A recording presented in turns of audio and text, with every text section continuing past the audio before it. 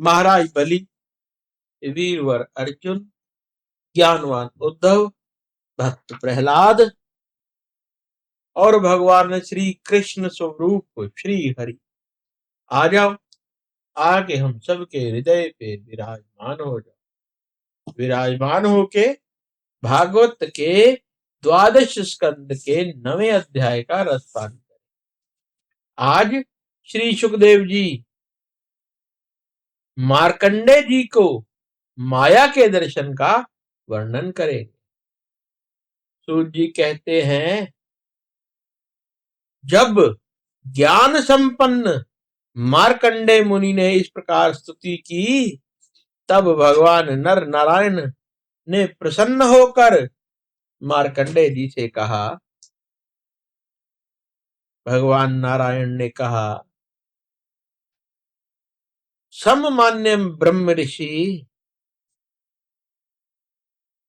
शिरोमणि, तुम चित्त की एकाग्रता, तपस्या, स्वाध्याय, संयम और मेरी अनन्य भक्ति से सिद्ध हो गए हो। तुम्हारे इस आजीवन ब्रह्मचर्य व्रत की निष्ठा देखकर हम तुम पर बहुत ही प्रसन्न हुए हैं। तुम्हारा कल्याण हो। मैं समस्त वर देने वालों का स्वामी हूं, इसलिए तुम अपना अभिष्ट वर मुझसे मांग लो। मार्कंडेय मुनि ने कहा, देव देवेश शरणागत भयहारी, आपकी जय हो, जय हो। हमारे लिए बस इतना ही वर पर्याप्त है कि आपने कृपा करके अपने मनोहर स्वरूप का दर्शन कराया। ब्रह्मा, शंकर आदि देवगण योग संसाधनों के द्वारा एकाग्र हुए मन से ही आपके परम सुंदर श्री चरण कमलों का दर्शन प्राप्त करके कृतार्थ हो गए।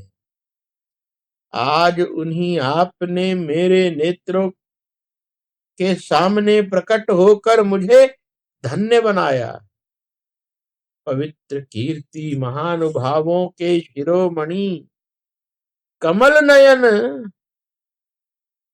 फिर भी आपकी आज्ञा के अनुसार मैं आपसे वर मांगता हूं कि मैं आपकी वह माया देखना चाहता हूं जिससे मोहित होकर सभी लोक और लोकपाल अद्वितीय वस्तु ब्रह्म में अनेकों प्रकार के भेद विभेद देखने लगते। सूत जी कहते हैं, शौनक जी, जब इस प्रकार मार्कंडेय मुनि ने भगवान नर नारायण की इच्छा के अनुसार स्तुति पूजा कर ली और वर मांग लिया, तब उन्होंने मुस्कुराते हुए कहा, ठीक है, ऐसा ही होगा। इसके बाद वे अपने आश्रम बद्री वन को चले गए। मार्कंडेय मुनि अपने आश्रम पर ही रहकर निरंतर इस बात का चिंतन करते रहे कि मुझे माया के दर्शन कब होंगे। वे अग्नि, सूर्य, चंद्रमा, जल, पृथ्वी, वायु, आकाश एवं अंतःकरण में और तो क्या सर्वत्र भगवान के ही दर्शन करते हुए मानसिक वस्तुओं से उनका पूजन करते रहे। कभी कभी तो उनके हृदय में प्रेम की ऐसी बाढ़ आ जाती कि वे उसके प्रवाह में डूबने उतरने लगते। उन्हें इस प्रकार की याद ना रहती कि कब कहाँ किस प्रकार भगवान की पूजा करनी चाहिए। शौनक जी, एक दिन की बात है, संध्या के समय पुष्पभद्रा नदी के तट पर मार्कंडेय मुनि भगवान की उपासना में तन्मय हो रहे। ब्राह्मण उसी समय एकाएक बड़े जोर की आंधी चलने लगी। उस समय आंधी के कारण बड़ी भयंकर आवाज होने लगी और बड़े विकराल बादल आकाश में मंडराने लगे। बिजली चमक चमक कर कड़कने लगी और रथ के धुरे के समान जल की मोटी मोटी धाराएं पृथ्वी पर गिरने लगी। यही नहीं, मार्कंडेय मुनि को ऐसा दिखाई पड़ा कि चारों ओर से समुद्र समूची पृथ्वी को निगलते हुए उमड़े आ रहा। आंधी के वेग से समुद्र में बड़ी बड़ी लहरें उठ रही, बड़े भयंकर भंवर पड़ रहे और भयंकर ध्वनि कान फाड़े डालती है। स्थान स्थान पर बड़े मगर उछल रहे हैं। उस समय भीतर बाहर चारों ओर जल ही जल दिखता था। ऐसा जान पड़ता था कि जल राशि में पृथ्वी ही नहीं स्वर्ग भी डूबा जा रहा। ऊपर से बड़े वेग से आंधी चल रही है और बिजली चमक रही है, जिससे संपूर्ण जगत संतप्त हो रहा है। जब मार्कंडेय मुनि ने देखा कि इस जल प्रवाह से सारी पृथ्वी डूब गई, उद्भिज, स्वेदज, अंडज और जरायुज चारों प्रकार के प्राणी तथा वे स्वयं भी अत्यंत व्याकुल हो रहे, तब वे उदास हो गए और साथ ही अत्यंत भयभीत भी। उनके सामने ही प्रलय समुद्र में भयंकर लहरें उठ रही थी। आंधी के वेग से जल राशि उछल रही थी। प्रलय कालीन बादल बरस बरस कर समुद्र को और भी भरते जा रहे थे। उन्होंने देखा कि समुद्र ने दीप, वर्ष और पर्वतों के साथ सारी पृथ्वी को डुबो दिया। पृथ्वी, अंतरिक्ष, स्वर्ग, ज्योतिर्मंडल और दिशाओं के साथ तीनों लोक जल में डूब गए। बस उस समय एकमात्र महामुनि मार्कंडेय जी ही बच रहे थे। उस समय वे पागल और अंधे के समान जटा फैलाकर यहाँ से वहां और वहां से यहाँ भाग भाग कर अपने प्राण बचाने की चेष्टा कर रहे थे। वे भूख प्यास से व्याकुल हो रहे। किसी और बड़े बड़े मगर की तो किसी और बड़े बड़े तिमंगल मच्छ उन पर टूट पड़ते, किसी और से हवा का झोंका आता तो किसी और से लहरों के थपेड़े उन्हें घायल कर देते। इस प्रकार इधर उधर भटकते भटकते वे अज्ञान अंधकार में पड़ गए। वे बेहोश हो गए, इतने थक गए कि उन्हें पृथ्वी और आकाश का भी ज्ञान न रहा। वे कभी भारी भंवर में पड़ जाते, कभी तरल तरंगों की चोट से चंचल हो उठते, जब कभी जल जंतु आपस में एक दूसरे पर आक्रमण करते तब ये अचानक ही उनके शिकार बन जाते।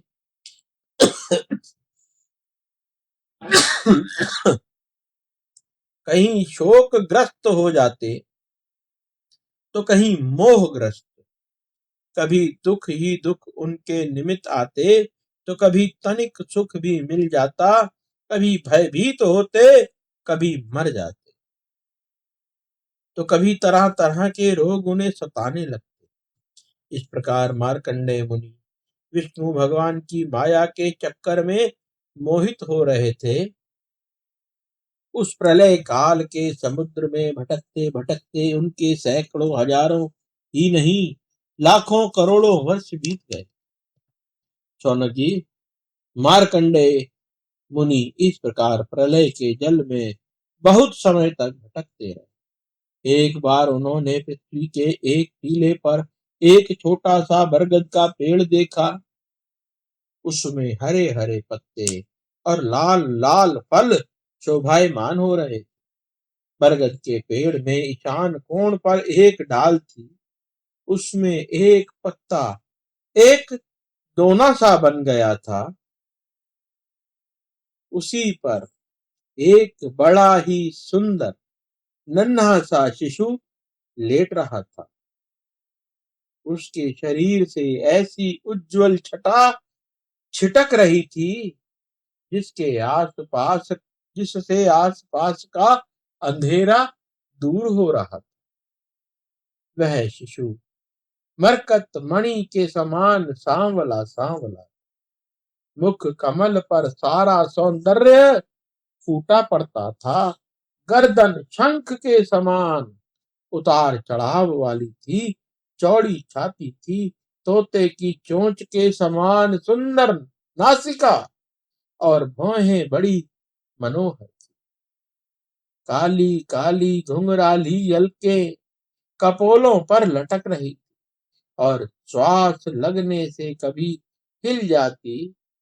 शंख के समान घुमावदार कानों में अनार के लाल लाल फूल शोभायमान हो रहे थे। सुधामयी श्वेत मुस्कान कुछ लालिमा मिश्रित हो गई। नेत्रों के कोने कमल के भीतरी भाग के समान तनिक लाल लाल थे। मुस्कान और चितवन बरबस हृदय को पकड़ लेती थी। बड़ी गंभीर नाभि, छोटी सी तोंद पीपल के पत्ते के समान जान पड़ती और श्वास लेने के समय उस पर पड़ी हुई बलें तथा नाभि भी हिल जाया करती। नन्हे नन्हे हाथों में बड़ी सुंदर सुंदर उंगलियां थी। वह शिशु अपने दोनों कर कमल से एक चरण कमल को मुख में डालकर चूस रहा था। मार्कंडेय मुनि यह दिव्य दृश्य देखकर अत्यंत विस्मित हो गए। शौनक जी, उस दिव्य शिशु को देखते ही मार्कंडेय मुनि की सारी थकावट जाती रही। आनंद से उनके हृदय कमल और नेत्र कमल खिल गए, शरीर पुलकित हो गया। उस नन्हे से शिशु के इस अद्भुत भाव को देखकर उनके मन में तरह तरह की शंकाएं, यह कौन है इत्यादि आने लगी और वे उस शिशु से बातें पूछने के लिए उसके सामने सरक गए। अभी मार्कंडेय जी पहुंच भी ना पाए थे कि उस शिशु के श्वास के साथ उसके शरीर के भीतर उसी प्रकार घुस गए जैसे कोई मच्छर किसी के पेट में चला जाए। उस शिशु के पेट में जाकर जब उन्होंने सब की सब वही सृष्टि देखी जैसे प्रलय के पहले उन्होंने देखी। वह सब विचित्र दृश्य देखकर आश्चर्यचकित हो गए। मोहवश कुछ मोहवश कुछ सोच विचार भी ना कर सके। उन्होंने उस शिशु के उदर में आकाश, अंतरिक्ष, ज्योतिर्मंडल, पर्वत, समुद्र, दीप, वर्ष, दिशाएं, देवता, दैत्य, वन, देश, नदियां, नगर, खाने, किसानों के गांव, अहीरों की बस्तियां, आश्रम, वर्ण, उनके आचार व्यवहार, पंच महाभूत, भूतों से बने हुए प्राणियों के शरीर तथा पदार्थ, अनेकों युग और कल्पों के भेद से युक्त करार काल आदि सब कुछ देखा। केवल इतना ही नहीं, जिन देशों, वस्तुओं और कालों के द्वारा जगत का व्यवहार संपन्न होता है, वह सब कुछ वहां विद्यमान था। कहां तक कहें, वह संपूर्ण विश्व ना होने पर भी वहां सत्य के समान प्रतीत होते देखा। हिमालय पर्वत, वहीं पुष्प भद्रा नदी, उसके तट पर अपना आश्रम और वहां रहने वाले ऋषियों को भी मार्कंडेय जी ने प्रत्यक्ष ही देखा। इस प्रकार संपूर्ण विश्व को देखते देखते वे उस दिव्य शिशु के श्वास के द्वारा ही बाहर आ गए और फिर प्रलयकालीन समुद्र में गिर पड़े। फिर उन्होंने देखा कि समुद्र के बीच में पृथ्वी के टीले पर वही बरगद का पेड़ ज्यों का त्यों विद्यमान है और उसके पत्ते के दोने में वही शिशु सोया हुआ है। उसके अधरों पर प्रेम अमृत से परिपूर्ण मंद मंद मुस्कान है और अपनी प्रेम पूर्ण चितवन से वह मार्कंडेय जी की ओर देख रहा है। अब मार्कंडेय मुनि इंद्रियातीत भगवान जो शिशु के रूप में क्रीड़ा कर रहे थे और नेत्रों के मार्ग से पहले ही हृदय में विराजमान हो चुके थे, आलिंगन करने के लिए बड़े श्रम और कठिनाई से आगे बढ़े। परंतु शौनक जी, भगवान केवल योगियों के ही नहीं, स्वयं योग के भी स्वामी और सबके हृदय में छिपे रहने वाले। अभी मार्कंडेय मुनि उनके पास पहुंच भी ना पाए थे कि वे तुरंत अंतर ध्यान हो गए। ठीक वैसे ही जैसे अभागे और असमर्थ पुरुषों के परिश्रम का पता ही नहीं चलता कि वह फल दिए बिना ही क्या हो गया। शौनक जी, उस शिशु के अंतर ध्यान होते ही वह बरगद का वृक्ष तथा प्रलयकालीन दृश्य एवं जल भी तत्काल लीन हो गया और मार्कंडेय मुनि ने देखा कि मैं तो पहले के समान ही अपने आश्रम में बैठा हुआ हूँ। बोलो मार्कंडेय जी की जय, भगवान श्री कृष्ण की जय, बोलो सूत जी महाराज की जय, परीक्षित जी की जय और सुखदेव जी महाराज की जय।